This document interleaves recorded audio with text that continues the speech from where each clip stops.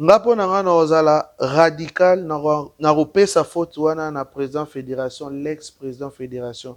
Parce que atikalaki neutre te de sa part. Toza na posa bato ba okende ba koyemba. Mais toza na posa te muto alata veste afin na tribune parce qu'il est député, il est sénateur, il est député provincial. Non, batika ota désordre wana. Yango na même que et même na makambo eza sérieux ya bango moko bakoka kosala te mais bangi basemele na makambo ya bato mosusu.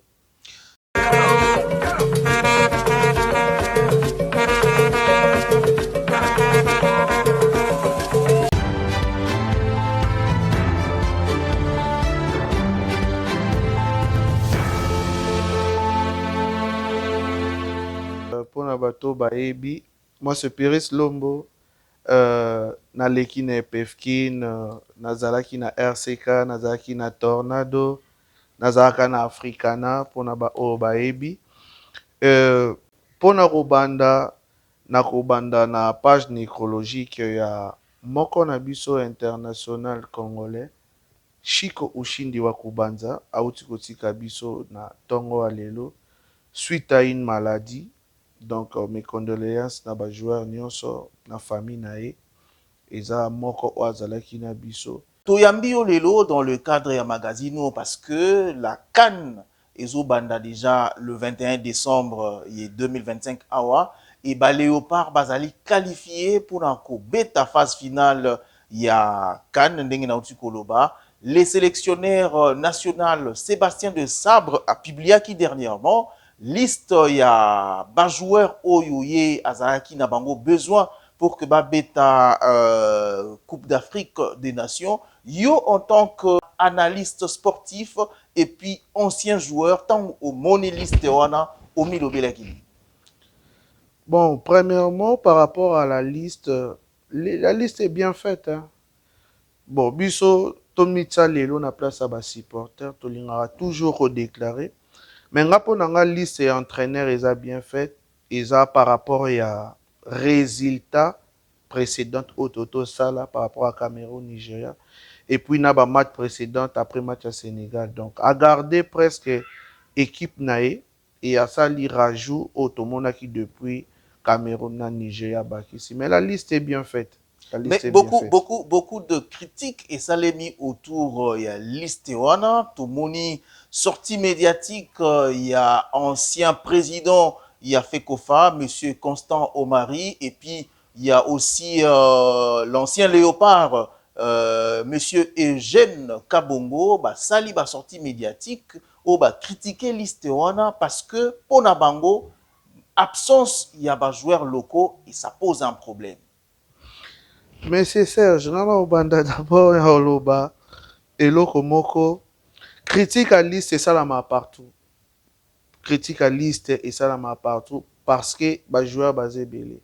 Mais ce qui l'ancien président et la fédération M. Omar Rina, notre ancien international Papa Nabiso et Eugène Kabongo, bazoko intervenir concernant Baloko, posons-nous des questions.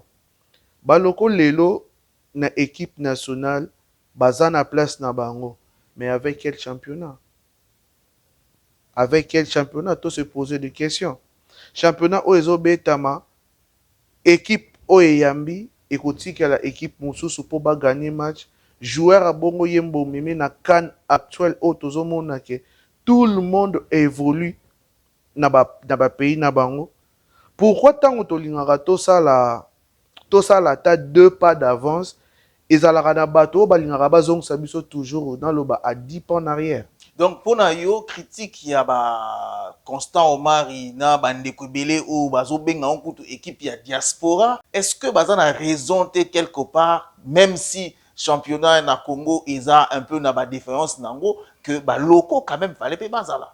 Soki balobi ez équipe ya diaspora parce que ya ba joueurs locaux au pe bazo briller bazali hein. Soki ndengo lobi monsieur Serge eza équipe à diaspora, posons-nous ces mots de questions. L'Argentine a formé Léo Messi. Juste une question. L'Argentine a formé Léo Messi. Non, c'est l'Espagne. Mais pourquoi l'Argentine bénéficie? Bazaba Namboka, monsieur Serge. Bazaba Congolais, mais bazui chance ba botami Libanda. Tout comme les Congolais, Oyabiso, dans une étika nangana, Zaki na championnat wana. Mais si je vous dis, championnat de l'EPFKIN, il y a Congo Nabiso et Souki na 2010. Je sais que les joueurs, il y a génération nanga au Bozolanda, Yebi Mamna Oloba. C'est en 2010 que le championnat congolais Koufaki. Tobandiko, il y a combien des années passées Oyo Mazembe avec club Babimi ba champion, si toza mais championnat si la été. Combien de fois? Et pire encore, lelo tozo mona catastrophe au ezo le kana football congolais. Oh mafia ezo salama à la portée de tout le monde. Bana batu baza ba innocent. Mais bazo subir na malgérance ya fédération pe ya football congolais. Ce qui en quelques mots batuni yo ou ba faute lelo ya chute ya football congolais lelo au combien on en a. Ngapo na ngana ozala radical na repesa faute wana na président fédération, l'ex-président fédération, parce que atikalaki neutre de sa part. Moi je dis en guise de cause parce que ex-président de la fédération Constant mais c'est Constant Mari. Non bon bangote parce que si on rentre à l'ancien temps, avant 2010, le PFK ne bandait qu'on s'est déroulé ndenge du côté Lubumbashi zalaki côté Yaba Congo zalaki côté Bandundu zalaki partout zalaki et juste ba meilleur mutuando ça la lina foot o boye koto bokuta ni zalaki force na biso mais eyako komake monsieur Omari akomaki koloba akomaki ko annoncer bien avant il faut to komana championnat national aussi longtemps les transports ne pas tozana ba moyen te na ba club na biso yozo komisango championnat national pour club et déplaçaka de ville en ville budget ezo uta wapi et ce par là azalaki na idée wana parce que akomaki ko s'attacher plus na monsieur Moïse Katumbi o na kotisi na makambo te mais ye asali makambo na sentiment na ye mais abosani que ce qu'il a voulu changer, il fallait réunir tout le paramètre qu'il faut pour tout ça, le championnat national. Mais jusqu'à présent, il continue. Pourquoi chaque année, le même championnat national au Yamima qui est en Congo, mais ils ont changé de format. Mais bateau baye après yé pour ani ba changer en côté. Est-ce que le problème est ça yé mutuanzala qui avant to bateau baye ko remplacer ba ko qui peut ko changer en côté. Parce que yazali sous-souté accueilli. Oui, ça fait des années qu'Alongwa déjà n'a fait que mais pourquoi Bango baso kopé ça souffleté na championnat national? Accueilli mais atika ba empreinte na e. Ce qui les lots depuis 2016 ou 2017 oyo Alongwa quitté. Il faut savoir Alongwa quitté de son propre gré. C'est la FIFA qui l'a suspendu. Peu importe mais Lelo azali sous-souté. Donc, mais pourquoi yé azoko kapé ko changer makambo? Non, pour l'instant, pour dire, toi, on a président fédération, ça fait, je crois, 5 ou 6 ans. Toujours, Kobalukana, organisation, où ils ont placé par la FIFA, qui est appelée le CONOR, Bangon Bazo Mekako structuré, pour na koyeba, banani bako diriger football congolais.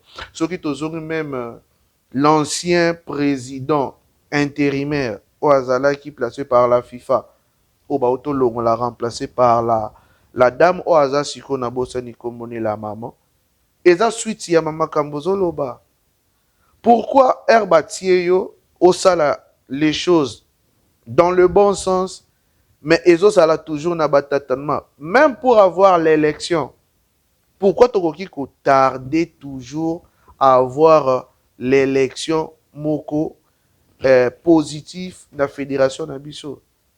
C'est parce que ce monsieur tourne toujours autour de l'équipe nationale. Est-ce que Nana Constant Omar il a un problème il y a bon, voyons voir seulement aujourd'hui nous sommes le 13.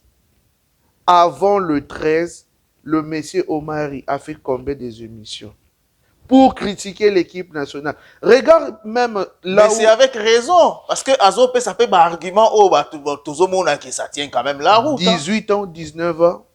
na poste, qu'est-ce qu'il a fait pour le football congolais? C'est aussi kaka, les lots monaka Claire Lafontaine, il y a France, Claire Lafontaine est construit non pour l'équipe nationale senior, mais c'est pour tout le sport. Bazalaka te bakendaka na hotel, baza na centre oyo eza uniquement pour l'équipe nationale oyo bayambaka U20, U17, le senior, tout bazalaka wana. Mais biso il a pouvoir na ye Mesomar, il a fait 18 ans. Courara pauvre. Peut-être que dans une image na piso au balancé. Centre Courara pauvre. Même chez Genandimita Olala Kuna.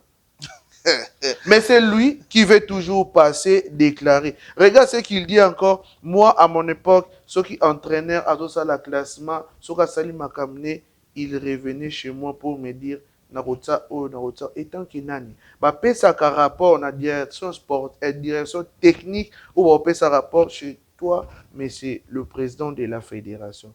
Parce qu'au monde, on a un discours, au monde, il y a toujours eu le mafia.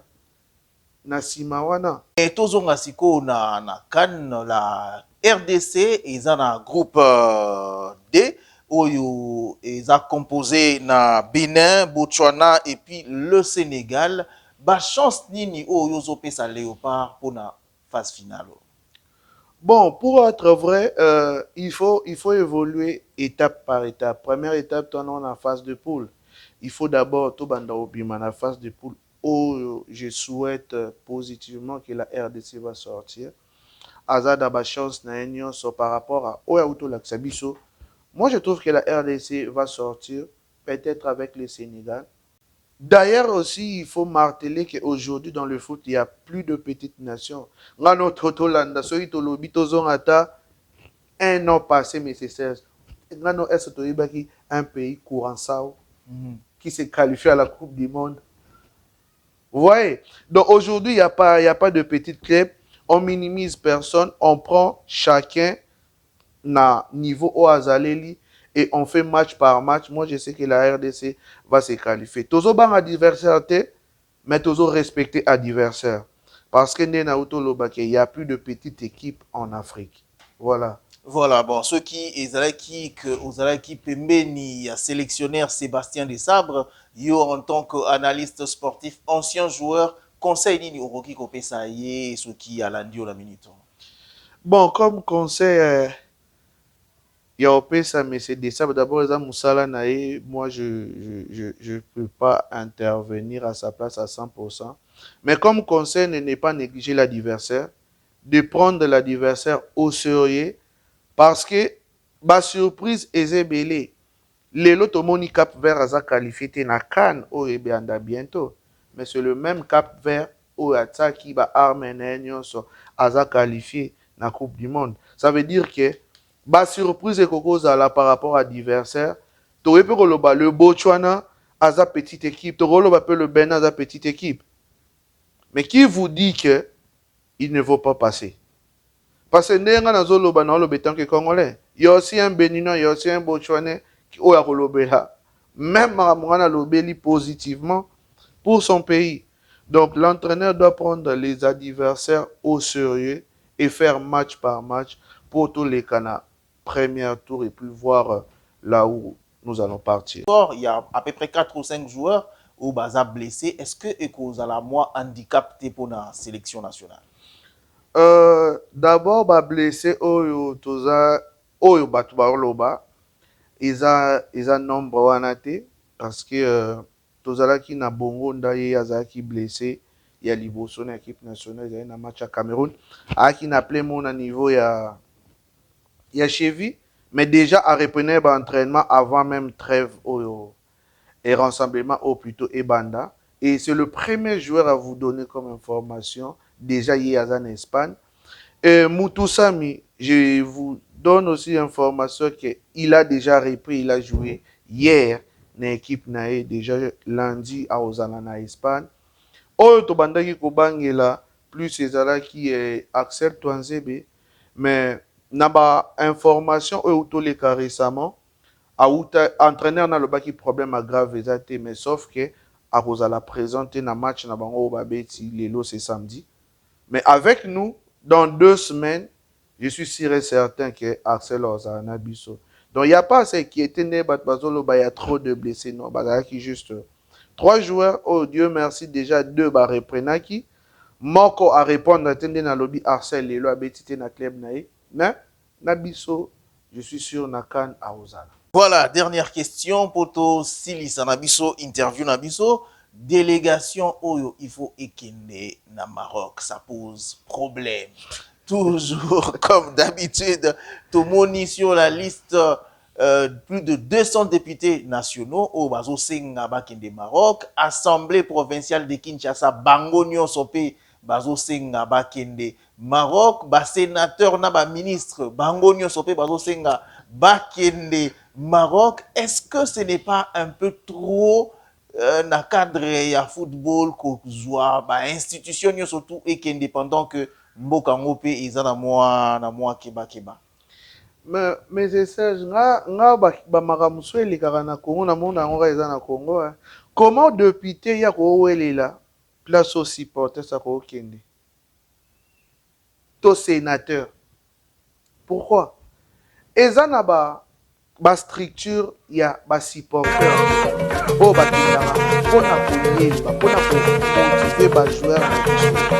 Bango bazalaka na tribune donner ba vai na ba veste. C'est presque la même chose au Tolingato et Zolingezonga et Outekoleka na CAN précédente na Côte d'Ivoire avec le monsieur l'ex-ministre monsieur Kaboulo.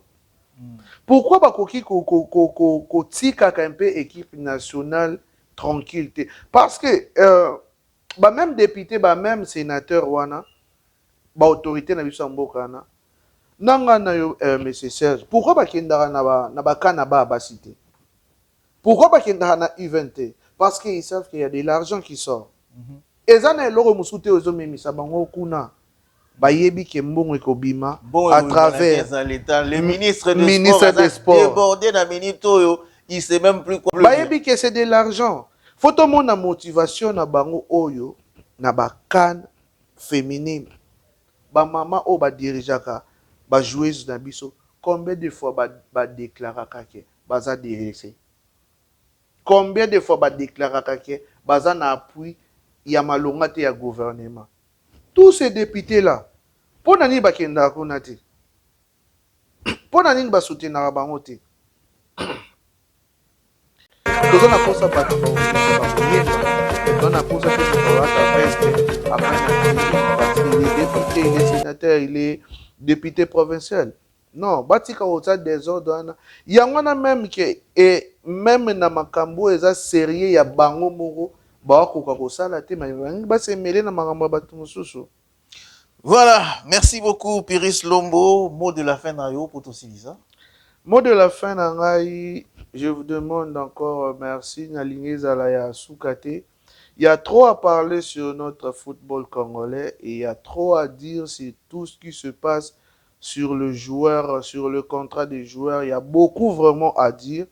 Narosepe là genre il y a émission oyo, il y a tranche oyo à la mingi na côté na biso ya États-Unis pour na ko talisa bande ko monisa bango niveau oyo baleza lelo et puis place nini pays na biso etikali. So totali déjà na ba voisin na biso ya Congo Brazzaville autour de 2 ans, 3 ans championnat à la sauté.